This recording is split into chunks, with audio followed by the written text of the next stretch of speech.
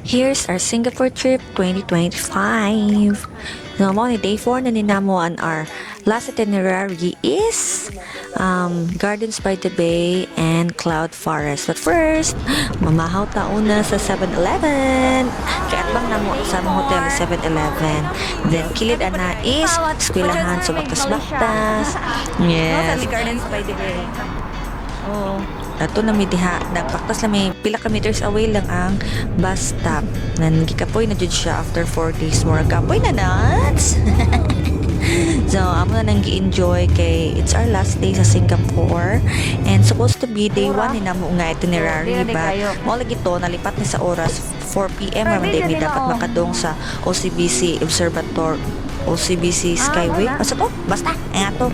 Okay, basta klug ka mag-book and then isa kami ani yes na-amaze man ni daan pa day 1 kay mo lagi na itubig dito pila na waterfalls kana di siya mga scene and then isud mi ana hi mutabok mi padong sa Gardens by the Bay so nagyama-yama lang mi.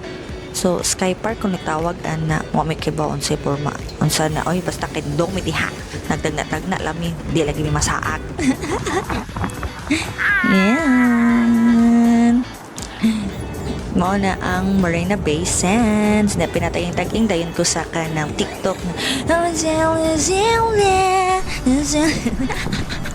Mora to oy, mo to niabot namin, nabaktas namin sa Dragonfly Bridge. Mono siya ang nag-connect pa dong sa Gardens by the Bay. And then maka-amaze, nakita na naman super tree. Nagko kayo nga trees. Isa diba, vloggers yan, video yun.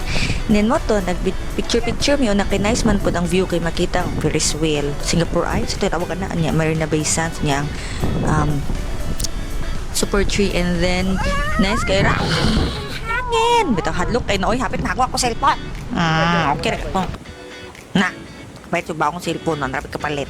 Joke. So, mo na siya padung nami sa una sa super tree. So, daghan din na siya kayo nga na. Actually, hindi kagabi inay sunta na diha kay na ay mga kanang light shows. Ana, din na isig pusingay na, isig na sa tripod. Oo. Nya kuya, unsay mo dililid kuya ada, suntoyon bi. Then, after ana, nagwat-wat namin nila, nagpicture-picture man sila, then, nidong mi sa tunga, kay padung nami sa OCBC Skyway, na mo tabok may na ng babaw. There, mo na mo tabok ko, ngilo kaayo, mura pila ka floor na siya, and then, mo na, mo sakay mi una og elevator, padung sa babaw. So, duha din na siya. OCBC Skyway and Super Tree Observatory. So wala na may ito observatory kay mara mo doon dito mas tingno-tingno parihara man gyapon makitaan pud sa OCBC Skyway pero masabog lang to siya. Diba? May doon na misa babaw. Yeah, mga una-una no. Oh, ding ilo kayo. Muna may na imuuyog man gamay. Oy. So ingana na siya og forma diha.